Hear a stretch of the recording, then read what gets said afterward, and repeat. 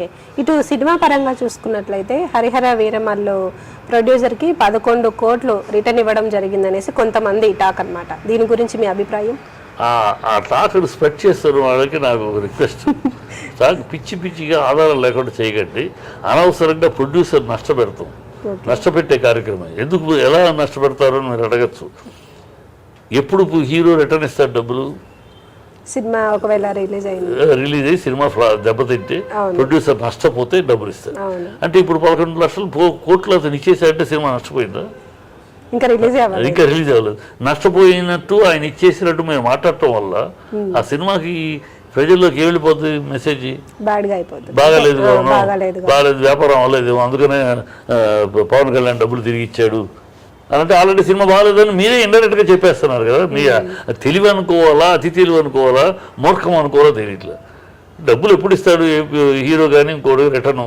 Cinema fail అయ్యి దెబ్బతింటే ఆ ప్రొడ్యూసర్ పవన్ అతను సినిమా తీశాడు, ఇన్ని కోట్లు పోయినాయి, సో నా రెమ్యూనరేషన్ నేను ఇచ్చేస్తాను. రజనీకాంత్ కూడా ఇచ్చాడు. రజనీకాంత్ ఎప్పుడు సినిమా రిలీజ్ అయినది దెబ్బతిన్నాక లాస్ నేను షేర్ చేసుకుంటే ఇచ్చాడు. అంటే ఇప్పుడు ముందే ఇస్తున్నారు పవన్ కళ్యాణ్ మీరు అంటే ప్రాపగండ చేస్తే ఎట్లాగూ సినిమా పోయిందా?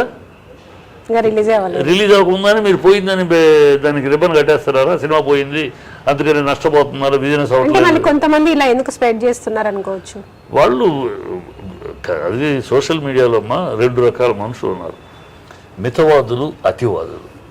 మితవాదులు ఏంటంటే చక్కగా మీడియాని సోషల్ మీడియాని వాడుకుంటూ జ్ఞానాన్ని పెంచుకుంటూ జ్ఞానాన్ని పంచుకుంటూ అనేక విషయాలు ముందుకు తీసుకెళ్తూ చక్కగా దాన్ని ఆరోగ్యకరంగా వాడేవాళ్ళు మితవాదులు.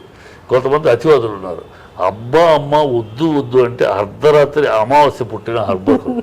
వీళ్ళ పని వీళ్ళు అతివాదులు. వీళ్ళు ఏంటంటే ఏమి పని పాట ఉండదు, వీడు ఎవడో అడ్రస్ కూడా ఉండదు, వాడి పేరు కూడా ఉండదు, వాడు ఎవడు ఏం తెలియదు, ఏఆర్కే అంటాడు అంతే, వాడు ఏమి ఇష్టం వచ్చాడు రాస్తాడు.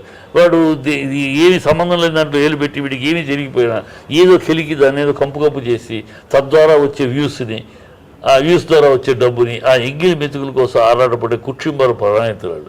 అంతే తప్పితే బుద్ధి ఉన్నవాడెవడు ఈ మాట ప్రచారం చేయటం వల్ల ఆ ప్రొడ్యూసర్ నష్టపరుస్తున్నారు. ప్రొడ్యూసర్ ప్రజల ముందు డబ్బులు ఏంటి ఇచ్చేస్తారంటే ఈ సినిమా ఏంటి అవుటా, బిజినెస్ అవ్వలేదా, అందుకనే పాప రిటర్న్ ఇస్తారా, ఇన్ని ప్రశ్నలు వస్తాయి. బ్యాడ్గా పోటీ అవుతుంది కదా. రిటర్న్ ఎప్పుడు ఇస్తాడు? బాగాలేకపోతే ఇస్తారు, ప్రొడ్యూసర్ నష్టపోతే ఇస్తారు. ఇప్పుడే ముందు ఇస్తున్నారంటే నష్టపోతున్నారని కమిట్ అవుతున్నారా? ఇది బుద్ధి జ్ఞానం లేని ప్రాపగండ, అది చేయకూడదు. అది నిజమైతే మాత్రం అది నిజమైతే పవన్ కళ్యాణ్ తప్పు ఈ టైంలో అలాంటి అనౌన్స్మెంట్ చేయటం. అది అబద్ధం అయితే ఈ అబద్ధమే అనుకుంటున్నాను. ఎందుకంటే అంత ఒకవేళ పవన్ కళ్యాణ్ అలా చేద్దాం అనుకున్నా నా అలాంటి వాళ్ళు ఆయన పక్కన ఉంటారు కదా అనుభవజ్ఞులు. తప్పు మీరు ఇప్పుడు చేయటం వల్ల రాంగ్ సిగ్నల్ వెళ్తుంది కనుక ఇప్పుడు కాదు చూద్దామని అంటారు తప్పితే కనుక అది వీళ్ళు రూమర్స్ పుట్టిస్తున్నారు అంతే. ఎవరు పుట్టిస్తున్నారో బుద్ధి లేదా అలాగే. Okay, so thank you very much sir, చాలా విషయాలు మాతో డిస్కస్ చేసినందుకు. నమస్తే సార్.